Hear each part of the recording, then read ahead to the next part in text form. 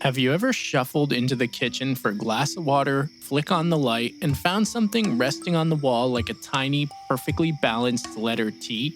Well, if you have, then congratulations, you've met one of the strangest, most easily overlooked moths on Earth. On this episode of Insects for Fun, we're going to explore a tiny creature whose wings are divided like fans, who stands in a perfect T pose long before video games made it cool, and who might be hiding right now, somewhere in your garden or even in your house. Plume moths belong to the family Pterophoridae, from the Greek pteron, wing, and phoros, meaning bearing. So yeah, their family name literally means wing bearers, and it is fitting since their wings are like no other. Instead of the broad wings we expect from moths, plume moths split theirs into narrow feather-like lobes, usually 2 on each wing, sometimes 3. When perched, these lobes fold tightly together, giving the moth its classic T shape. One species you're likely to encounter is Emelina monodactyla, the common plume moth, which can be found in Europe, North Africa, Central Asia, Japan, and North America. The name monodactyla means one finger, referring to the way its wings appear to taper into a single plume. But despite this delicate appearance, plume moths are tough, adaptable, and surprisingly widespread. Some of them can actually overwinter as adults by tucking into sheds, garages, and quiet corners of homes, which is something pretty rare for moths and butterflies. As for their larvae, they feed on common, abundant plants like bindweed, morning glory, geraniums, asters, grape leaves, and so on. And they can also handle disturbed in urban environments with ease. As for what this specific species looks like, that would be light brown or off-white to dark rust color.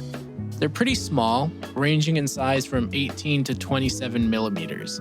Now, there is, however, a larger pure white species that can be found in the northeastern parts of the US, along with Britain, Europe, and Asia. This species is Pterophorus pentadactyla, and it was actually introduced to the US in the 1920s, but honestly, I'm not sure how.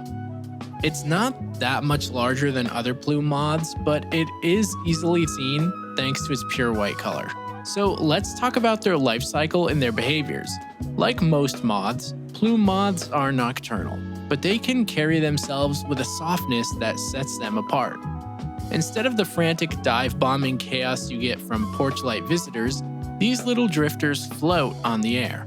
The flight is wavering and hesitant, almost dreamlike. You might even mistake them for drifting ash, a scrap of dandelion fluff, or a frayed leaf. Their famous T-pose is one of nature's simplest and strangest camouflage tricks. With their wings stretched sideways and their long legs angled forward, they transform into the perfect impersonation of a dried blade of grass, or a tiny twig. Even close up, your brain wants to classify them as plant material, not an insect. Plume moths are also surprisingly adaptable in where they choose to live. They can be found in gardens rich with bindweed, meadows bursting with wildflowers, and even the most urban of environments. They're also active for a surprisingly long portion of the year. In most regions, they're seen from spring through fall, with numbers peaking in late summer. But in milder climates like California, parts of the Pacific Northwest, Southern Europe, and coastal Japan, they may appear in late winter or on unusually warm mid-season nights. Some species even squeeze in multiple generations per year, allowing them to flutter through much of the calendar. All this paints a picture of a moth that isn't just delicate and feathery.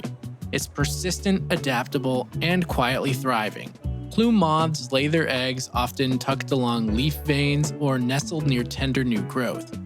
This is important for the young caterpillars to have an easy first meal. When the larvae emerge, they're slender, smooth, and colored to match their surroundings. Soft greens, pale browns, or even slightly translucent, like living slivers of the plant itself. Some cling motionless along the edges of leaves, aligning their bodies so perfectly that they look like tiny botanical punctuation marks. Others hide deep inside flower buds, nibbling from within like polite floral burglars. and some actually bore into stems, remaining hidden for most of their development. Their camouflage isn't flamboyant, but it is quietly masterful.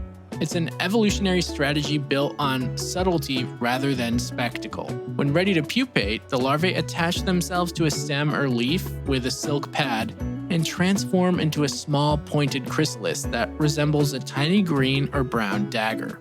This is also strange because most moths make cocoons or form pupae in the ground. Now, depending on species, the pupa may have delicate ridges or muted modding that helps it blend seamlessly with its host plant. Upon emerging, the adult moths are tightly rolled, so narrow they look like little cinnamon sticks. Slowly, like a scroll being unwound or a feather unfolding after rain, the wing lobes expand and separate, revealing the delicate plumes that give this family its name. Now let's cover some surprising facts, because plume moths have more than a few tricks tucked into those delicate frames. For starters, each of their wing plumes can move independently, allowing them subtle in-air adjustments that keep their floaty, wavering flight surprisingly stable. It's less like flying with wings and more like steering with feathers. They're also survivors of cold seasons, as I mentioned earlier, which is a really rare phenomenon when it comes to adult moths.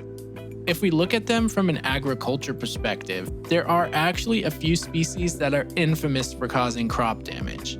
The artichoke plume moth, for example, has its larvae tunnel into the buds of artichoke plants, which is a major frustration of farmers who are hoping for whole free vegetables. On the other hand, historically, plume moths drew the fascination of Victorian collectors, who lovingly referred to them as the lacework of the night.